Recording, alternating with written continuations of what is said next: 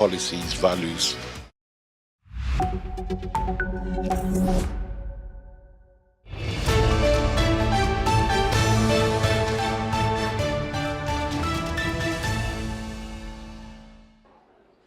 Hello and welcome. You're watching the newsroom. Let's look at the top stories breaking this hour.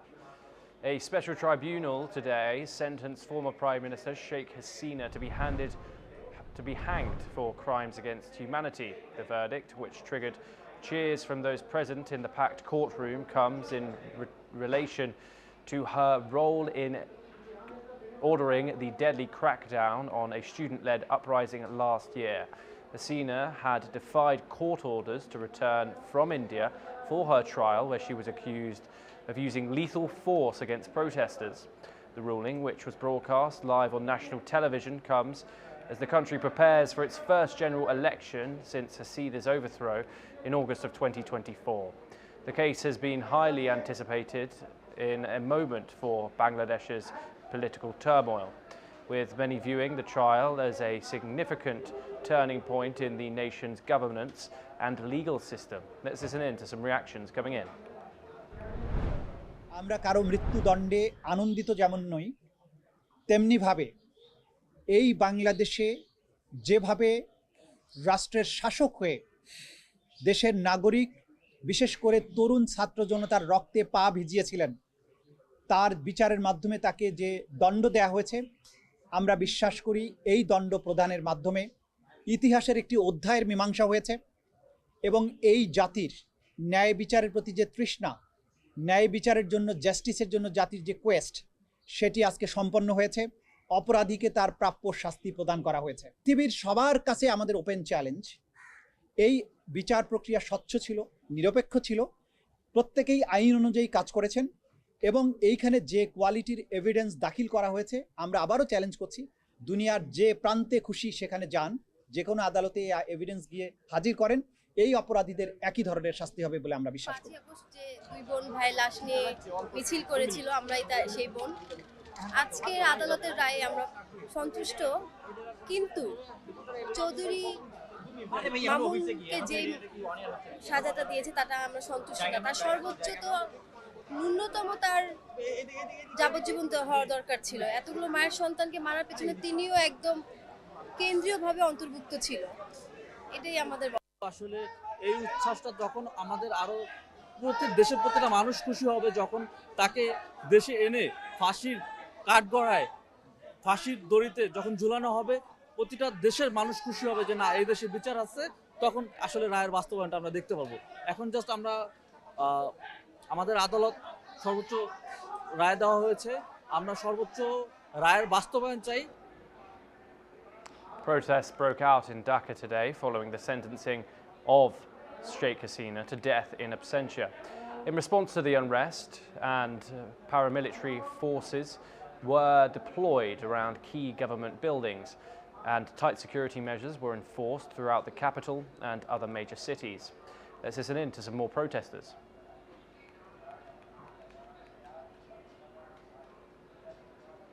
ধ্বংসাবশেষ যেটা আছে সেটাকে আমরা রাখবো না, আমরা একদম সমতল ভূমি বানিয়ে দেবো, এটা আমাদের উদ্দেশ্য।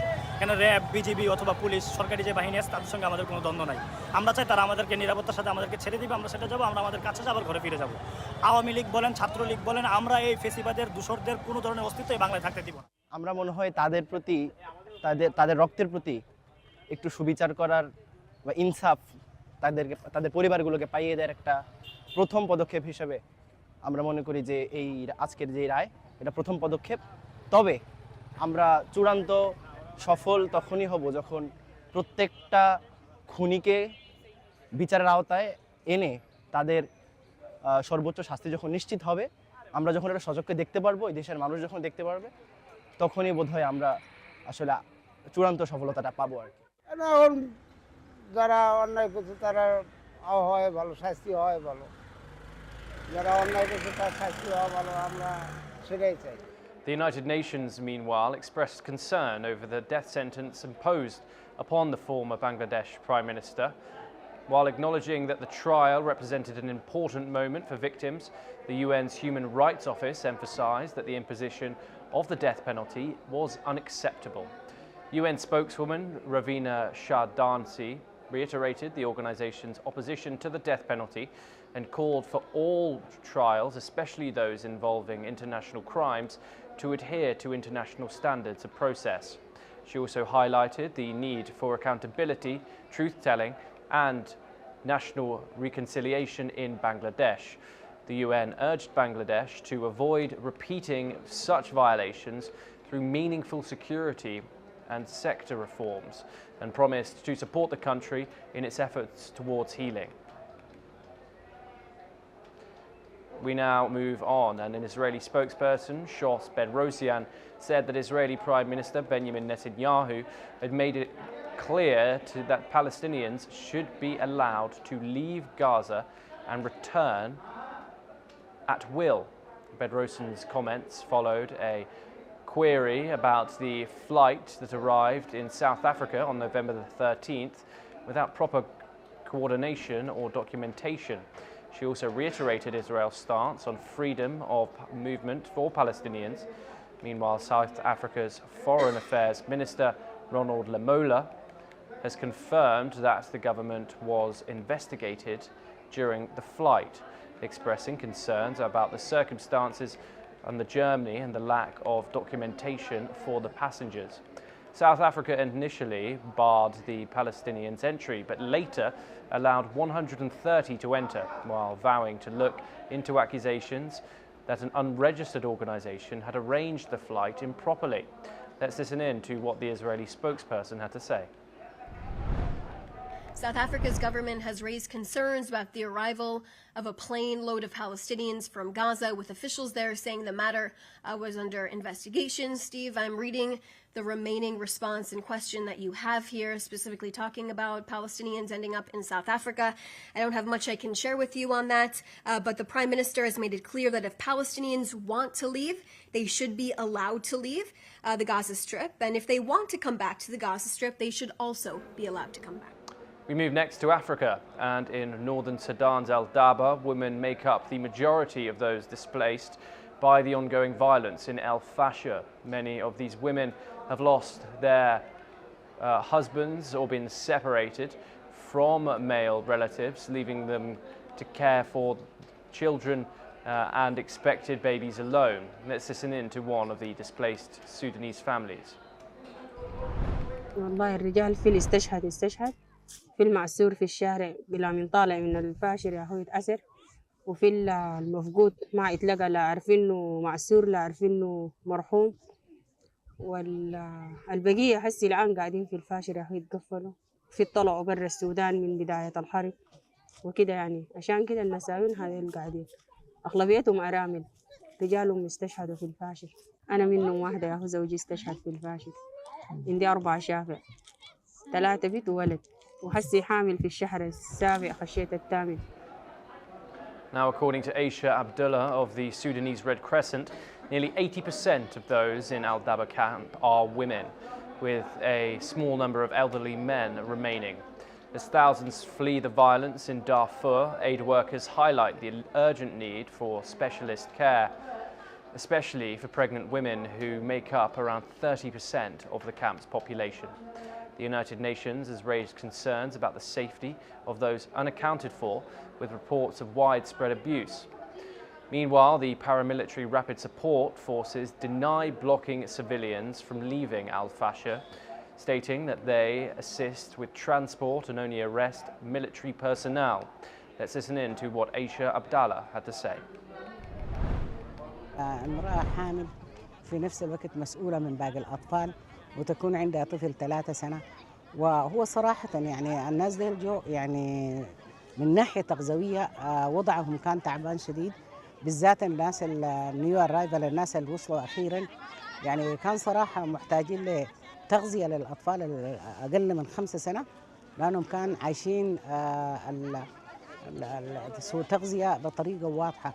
طبعا برضو الحوامل محتاجين لأنه رعاية خاصة، عشان كده يعني يمكن معظم الجهات والمنظمات هي برضو اللي بتعنيها في الرعاية الصحية الأولية، هم بيقدموا خدمات لهم، هم محتاجين حوجة كبيرة جدا في الرعاية الصحية الأولية بالنسبة للحوامل والمرضعات والأطفال نفسهم. Now from Central Africa to Eastern Europe, and Polish Interior Minister Marcin Karwinski says that this weekend there was one of the confirmed acts of sabotage on Polish railways, and one more incident which is also likely to be a sabotage, which comes in response to an explosion which damaged a railway track on a route towards Ukraine. Previously, Warsaw had accused Moscow of targeting Poland due to its role as a hub for aid to Kiev. Meanwhile, Russia had repeatedly denied being involved in what Poland calls sabotage. Let's listen in to the Polish minister. Jednym aktem dywersji potwierdzonym, aktem, który w miejscowości Mika w powiecie garwolińskim, i drugim bardzo prawdopodobnym aktem dywersji.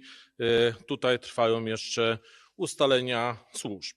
Wczoraj około godziny 7:30 na trasie kolejowej jeden z pociągów zatrzymał się, ponieważ zauważono wyrwę w torze kolejowym. German Foreign Minister Johann Wadephul, speaking with Paul Gorotia, with Modhim, the Foreign Minister Ervin Ibrahimovic, highlighted Montenegro's status as a frontrunner for EU accession. Wadephul praised the latest EU accession report, noting that Montenegro had made significant progress. He also added that the German government was very pleased with this development. Wadephul is currently touring 6 Western Balkan states, focusing on EU membership and the ongoing war in Ukraine, with central themes on his discussions. Let's take a listen in to the German minister. Montenegro wird oft als Frontrunner bezeichnet, vollkommen zu Recht, weil hier sehr große Fortschritte gemacht worden sind beim Beitrittsprozess. Der jüngste Erweiterungsbericht würdigt das sehr klar, und ich würdige das auch. Die Bundesregierung ist sehr froh darüber. Wenn es so weitergeht, wenn die Anstrengungen intensiviert werden und wenn Montenegro nicht nachlässt, dann kann dieser Weg erfolgreich sein. Wir wissen, die letzte Etappe im Endspurt ist meistens die anstrengendste, aber das Ziel ist in erreichbarer Nähe, und Deutschland wird Montenegro unterstützen. Und wir sind uns auch einig, dass die Ukraine, die vor einem harten Jahr, dem schwierigsten Winter wahrscheinlich in diesem Krieg steht, unsere volle Unterstützung hat. Als NATO-Verbündete stehen wir gemeinsam fest an der Seite der Ukraine. Es ist gut, dass das montenegrinische Parlament in der vergangenen Woche den Weg für die Beteiligung an einer NATO-Unterstützung und Ausbildungsmission für die Ukraine freigemacht hat.